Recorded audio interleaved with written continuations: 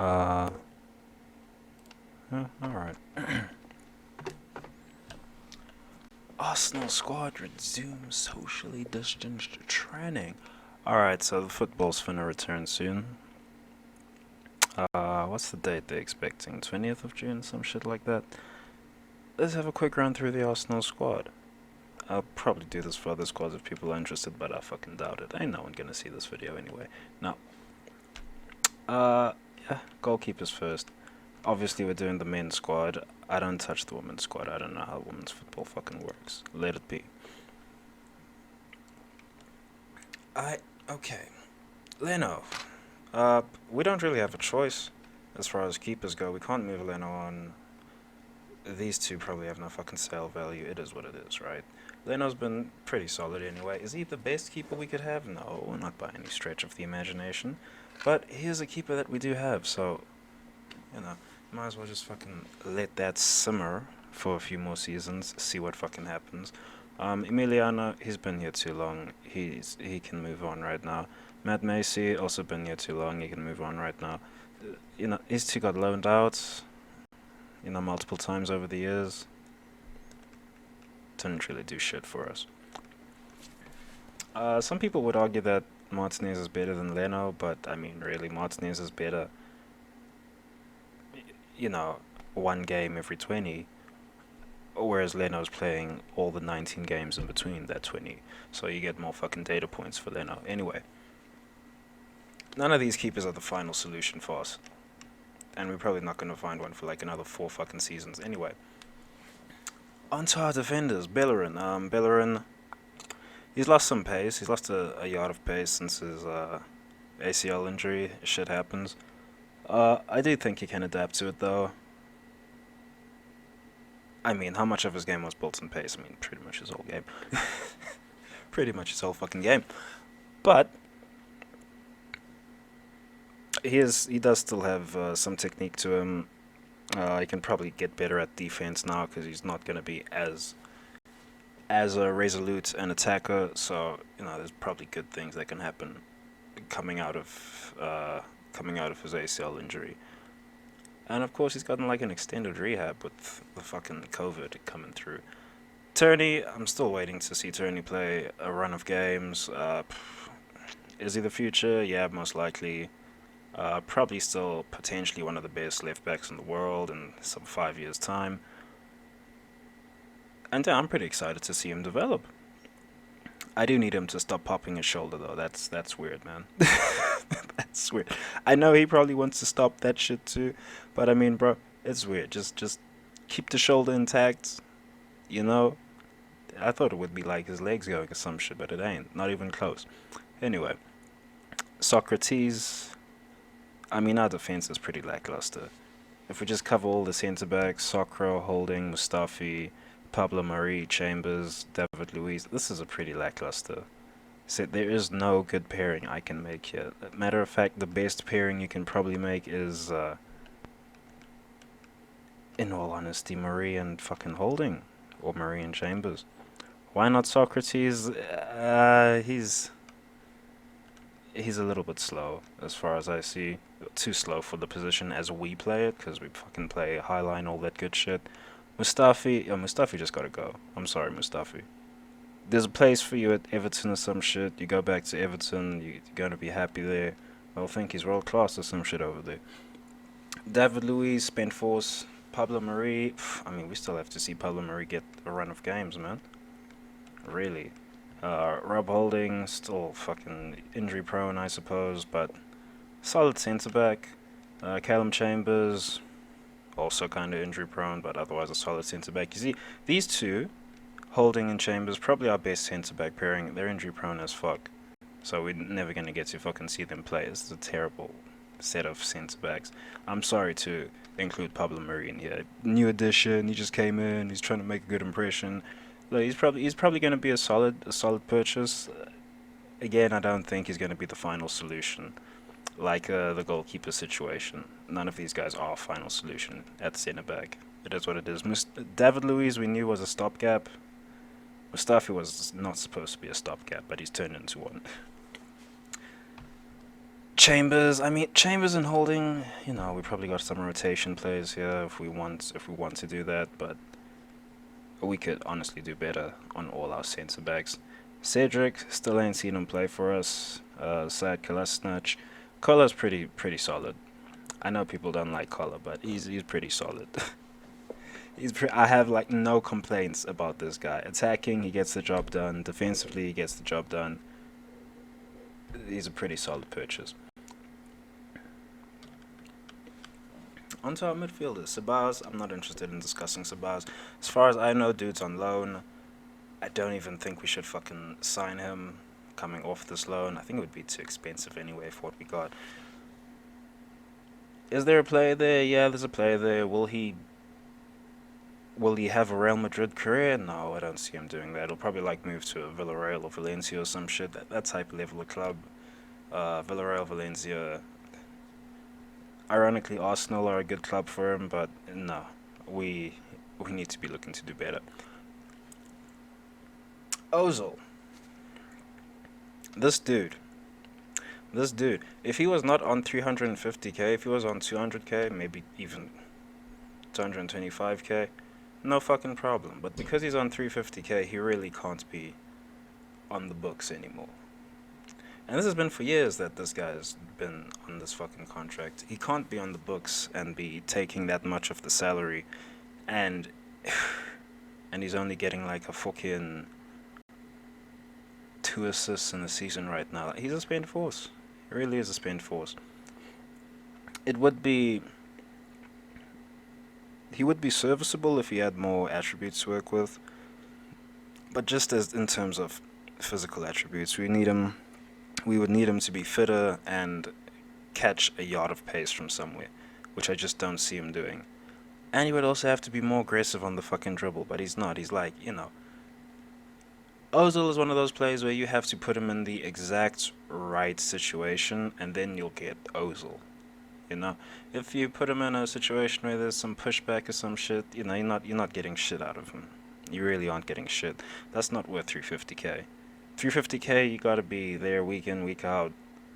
I expect a fucking 8 out of 10 minimum. He doesn't give us that. He doesn't. Anyone watching this, no one gonna watch it anyway. But if anyone does watch it, be honest with yourselves, especially if you're an Ozil fan. This dude don't do shit for us. People gonna blame the team around him. That's exactly it.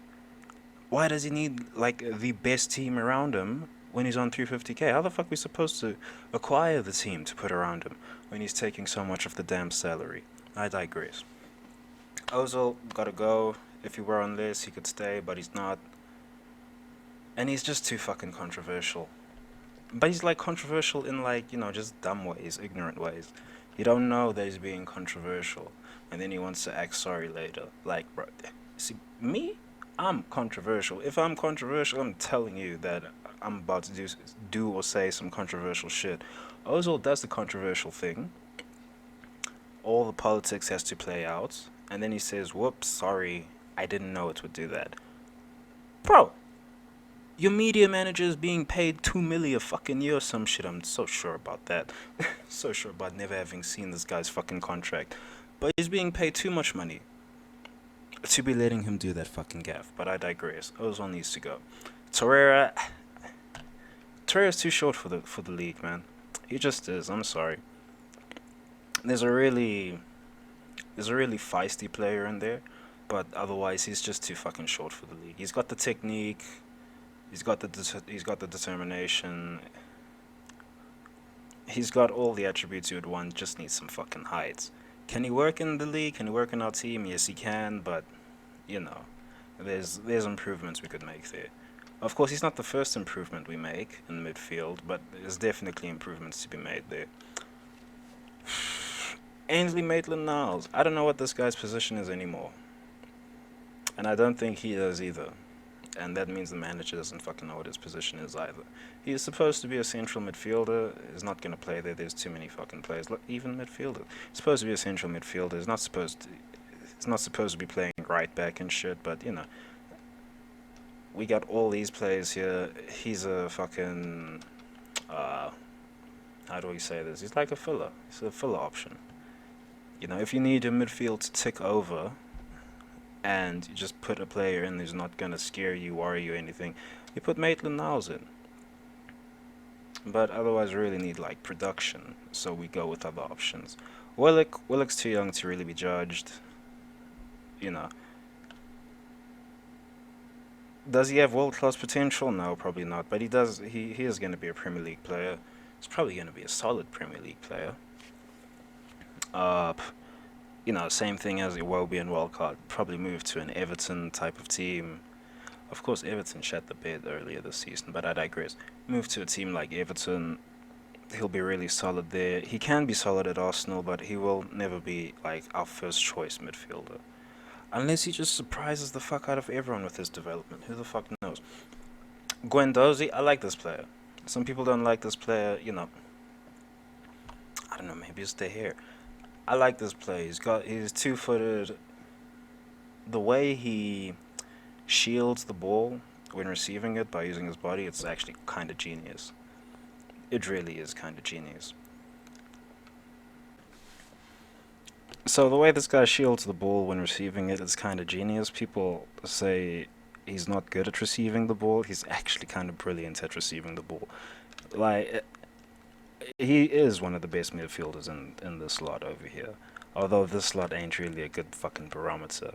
With this being the best of the lot, it's not a good barometer. But otherwise, there is a player in there. Is he gonna reach his potential at Arsenal? No, probably not. Although I don't know. It just depends, you know, how much of a dick Arteta is willing to be. I imagine he's willing to be a pretty stern dick about this shit.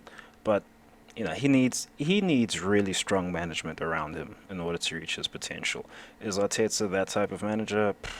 Gave that impression coming in.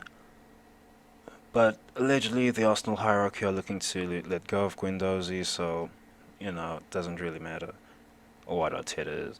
But still, this guy's like one of our best options here. With this dude on loan and not actually being an Arsenal contracted player, he's one of our best options here. Easily. I would put him ahead of Shaka. This guy, like, Shaka's been better since Arteta came in. Let me just address that straight away. He has been better since Arteta came in. He's been more focused. He's had a real fucking game plan. He he's employed the dark arts. Guendouzi also employs the dark arts. What was that? What was that fucking moment? I forget which team it was against. Might have been Crystal Palace. Yeah, it was Crystal Palace. He like rugby tackled Zaha. That was a good fucking moment. That was a good fucking play by Guendouzi. You know? Because, I mean, if he didn't do that, then Zaha was scoring. That was a full field counter attack ready to happen. Take him out in his own fucking half. It's not a raid. That's how we fucking do it. This dude employs the dark arts. This dude employs the dark arts. I mean, that alone means they should both probably fucking stay. But I would really cash in on Xhaka and just look for something better. This one has room to develop. This one has room to develop. This one needs to find a position. Yes, this Maitland Niles really needs to find a fucking position. On to our forwards. Lack has been off form this season. Like I said, he's been really off form this season. Is it a problem? Uh, it's not a problem in the context of this season. But it is a problem in the context of we got young sprites, Eddie and Martinelli coming through. So, you know, Eddie's a fucking player, by the way. Goddamn, these two, Eddie and Martinelli, these are fucking talents. But we'll get to them later. Lack has got problems. Ignoring the balloon thing, that's not a fucking problem. I don't give a fuck about laughing gas. Because if he goes to the fucking dentist, if here's my take on this laughing gas shit. Because I'm sure I should fucking include it. If we were playing a derby, right? It's Arsenal versus Tottenham. Let's say Aubameyang is injured, and Lacazette had to get a tooth removed earlier that fucking day or some shit. Let's say that, right? Let me tell you right now, he's in the starting fucking lineup.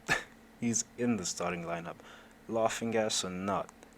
He's in there, and that alone tells me this laughing gas shit don't matter. Now, of course, Arsenal hierarchy saying they're gonna do their whole investigation, their inquiries, do all of that, but really that's not what should be deciding whether the player stays or not, just simply his output, because these are strikers. You gotta score fucking goals. And this season he hadn't been scoring goals. Maybe the league has figured him out, probably, but at the same time he does a lot of good work for us off and on the ball when he holds up the ball, for instance. But just as well, there are better options. And Eddie is actually a better option, but we'll get to him. But I got nothing to say about Aubameyang. Maybe a little controversial, I don't know. The family likes to chime in. Oh man, his family chiming in. But his old man said he damn well better stay at Arsenal, so, respect, old man. Respect. Respect, Mr. Aubameyang. Daddy Aubameyang. Goddamn. But otherwise, like, literally no complaints about Pierre. He got the fucking Lamborghini, whatever. What car does he have? A Lambo? I think it's a Lambo. Got the Lamborghini wrapped, was doing the wild hairstyles.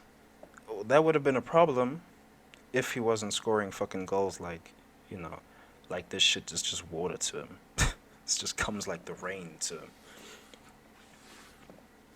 But yeah, he scores goal a game, basically. That's his average. No complaints. No one can have any complaints. I can't have any complaints for sure. Maybe someone else can. I don't know. Pepe, we overspent on Pepe.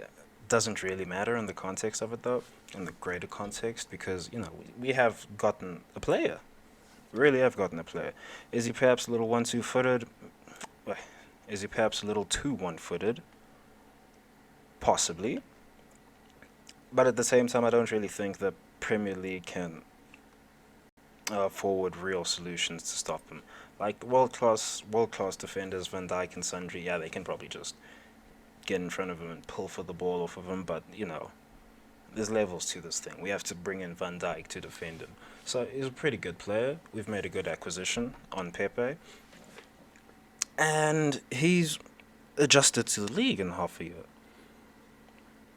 As soon as Arteta came in, and he's had 3 fucking managers. As soon as Arteta came in, and he was instructed by Arteta on how the fuck to go about operating on the right wing, we got some really good performances out of him. So, I got no complaints. Maybe he needs to bulk up a bit. I wouldn't understand I wouldn't have any insight on his soft attributes, his professionalism and sundry. I wouldn't have any information on that, because I haven't really cared to research him. All I care about is what he's doing on the pitch, because it's first season at the club, and he should have the ambition of, wanting to fucking succeed at the club, which he does. So, scored some goals, got some assists, nice free kicks in there, good shit. Made some highlight reels with the crazy dribbles and all that shit. It's good shit. Perhaps goes down a bit too easily. Nicolas Pepe, that is. Perhaps he goes down a bit too easily, but that will only become a problem if he's still doing it in his 3rd season or what have you. But otherwise, right now, coming fresh into the league, it's not an issue. Reece, Eddie, Martinelli, I'm going to cover these 3 at once. This is talent right here. We are so fucking fortunate that we've gotten these through our academy. And we fucking scouted Martinelli. How did Edu scout this nigga? You got the fucking Brazilian hookups. Hey, yo, give me the most underrated world class potential player you got there. And they're like, we got this kid called Martinelli. You want to take a look at him? And Martinelli comes in, makes Kante look like a fool. All the good shit's going down. Reece just needs to find better boots, more studs. Needs to find more studs. He slips a bit too much, but otherwise, this is a player. Eddie is a real fucking player. Eddie is straight up going to replace Lacazette, because, Eddie, if you've been paying attention, Eddie almost scores a goal a game. At the fucking age he is. Almost scores a goal a game.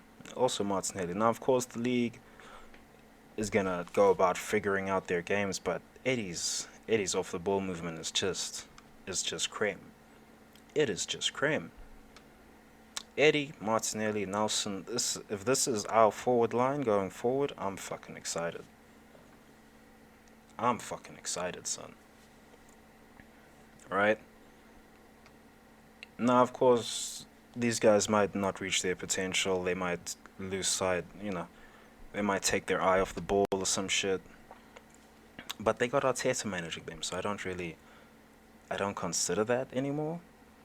That's a fucking feather in Arteta's cap. I don't even worry about players becoming fucking unambitious, disenchanted or some shit while he's in the fucking job, because he's gonna fucking reinforce that you're doing this professionally, motherfuckers. Treat it fucking professionally. But I digress. These are good players. We're so fucking lucky we found all three of these. Very good fucking players. Oh, we're gonna discuss who's on loan. Smith Rowe, this kid should have stayed. He could have been given much more minutes at home. But I guess the manager's always changing. It's a fucking disaster shitstorm going on like that. Mavropanos should have played more when he was at the club. I don't really think he's gonna do anything at the club, really, because Saliba's coming in, and we got some tough defenders, I suppose. But I still don't see Mavropanos doing shit because he couldn't get a game around those tough defenders. Best of luck. He's developing at Cologne right now. Cologne, I don't know how you say that fucking team's name. I really don't know. But he's developing, he's probably getting good minutes. I haven't checked up on him. Saliba though. Whew. Saliba though. This dude, even just look at the fucking picture that he took, man. God damn. He's got these eyes going, like you fucking dead ass serious. This is an interesting player. I can't wait for him to get into the team and for us to see what he can do. But, at the same time, we kind of got to pump the brakes. He's like only fucking 18. So, let's just simmer it down a bit. There's a player there. But one, we first have to see how he handles the league. And we have to see if he's even better than any of our other options in training. I expect him to be, but that's a big expectation to have, of course. Elneny, sell him. Mkhitaryan, sell him. There's nothing to say about these two. Literally nothing. I'm sorry, lads. It's just it just is that way. Mkhitaryan could probably do a better job than Ozil. Let me just say that right away. If we were playing Mkhitaryan week out instead of Ozil, probably be in a better position. But we might even be playing better football. Believe it or not, people are not going to believe that. But, either way, sell them both, sell Ozil as well, put the money elsewhere, and fucking play Smith Rowe. Play Smith Rowe, there's a player here. Here we are, always wondering when our academy is going to produce some shit for us. Oh, it's fucking forwarded us Nelson, Eddie, and Smith Rowe. These players gotta fucking play. We got talents. For real. For real, for real. Alright. Now, will Smith Rowe actually make it at Arsenal? I don't know. I really don't know. Maybe he'll get nabbed, I suppose. Move to some other club, and then, a big club is like, wow, I can't believe they let him go. Let's go get him. Because, suddenly he's doing the fucking bits at some other club, getting minutes fucking week in, week out, and then we'll be sat here wondering, oh, why the fuck did we let him go? Same old shit. We've seen this before. But yeah, that's my team review of Arsenal. I still want to see these two play, although Cedric I'm not all that interested in.